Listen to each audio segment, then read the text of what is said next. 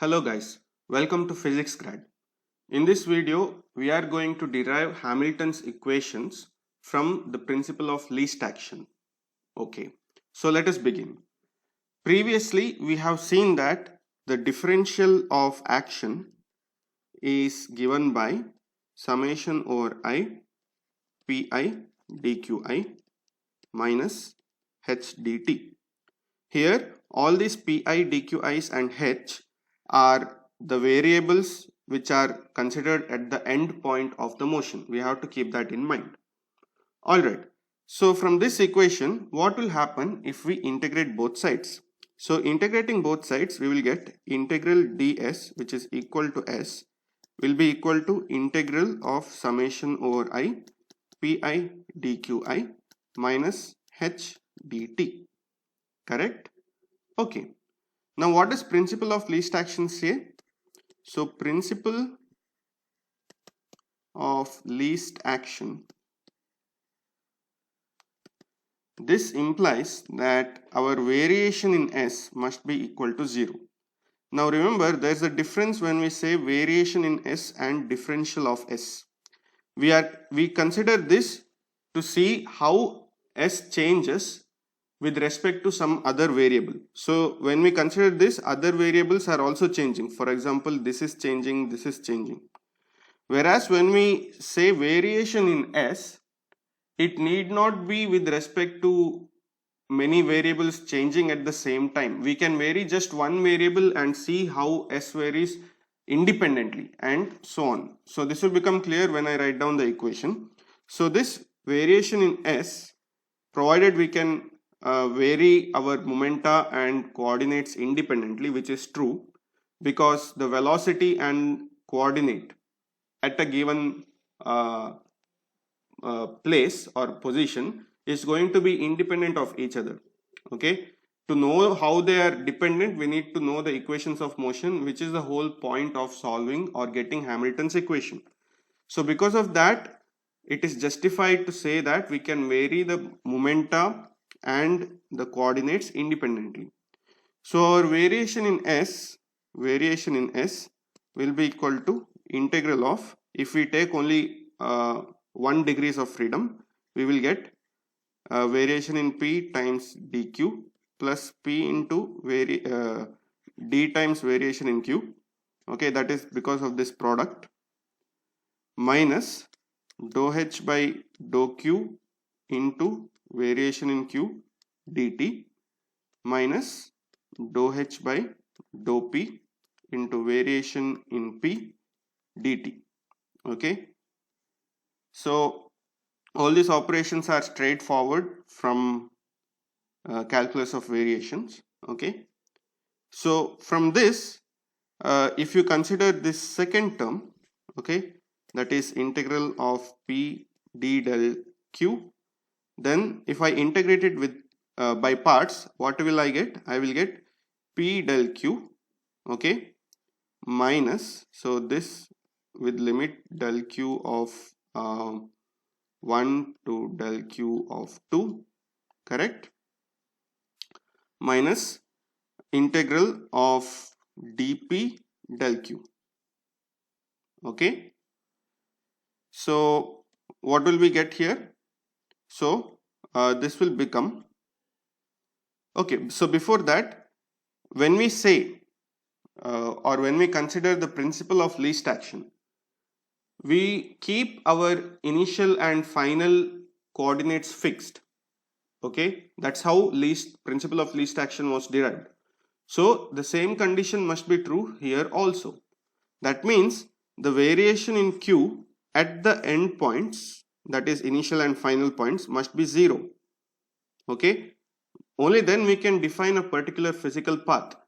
Okay, but when we derived this relation, we were investigating how our action would change if we had changed our initial or final endpoints.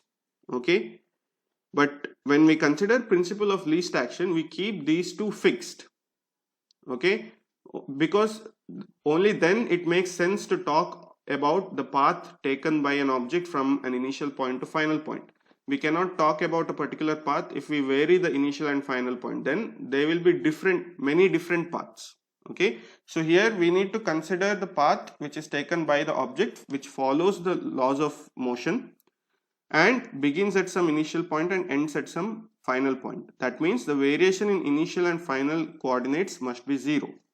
So that means when we substitute these limits, this term will go to 0, and what we will be left with is that this should be equal to this guy. So putting that in our previous relation, we'll get del S equal to integral del P dq.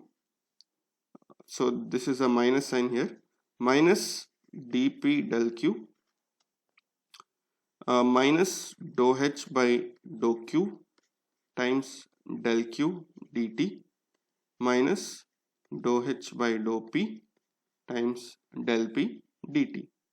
Okay, now I'm going to group or take del q common and group these two terms, and take del p common and group these two terms. So with that I will get integral dq minus dou h by dou p times dt times del p plus integral minus dp minus dou h by dou q times dt times del q. Okay, and this must be equal to 0.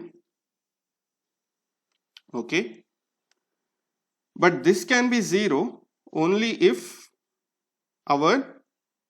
these terms are equal to 0. Okay, so what does that mean? So remember, here we are not applying the limits yet, so we cannot take these two to be 0. These two are 0 only at the endpoints. Okay, that is, after we integrate and substitute the limits, only then these terms will become 0, but in between they are not 0. Okay, so this will be equal to 0 only if these two terms individually are 0, which means if you consider this term, dq must be equal to dou h by dou p times dt. This is same as, if you bring this down, this will be q dot equal to dou h by dou p, which we have seen as one of the relations in Hamilton's equation. Similarly, here we get dp equal to minus dou h by dou q times dt, which implies that our p dot equal to minus dou h by dou q, which is the second relation in our Hamilton's equation. So in this manner, we can derive Hamilton's equation from principle of least action. Now remember, we have to keep in mind that this relation is true only at the endpoint coordinates and time, where we vary our endpoint coordinates and time, and our endpoint can be anywhere, okay, when we talk about this relation. But when we take the principle of least action, we fix our endpoints such that the initial and final coordinates are fixed, which means after we apply the integration operation and apply the limits, these terms should go to 0, which is what is done here. Okay, but in between the integration, that is in between the limits of integration, this term will not be 0, because we have to consider all the possible paths, and we need to take into consideration, or the correct path will be the one where our variation of s will be equal to 0. Okay, and from there we decided that these two terms should be individually equal to 0, from which we got our Hamilton's equation. Alright, so thank you for watching. See you next time.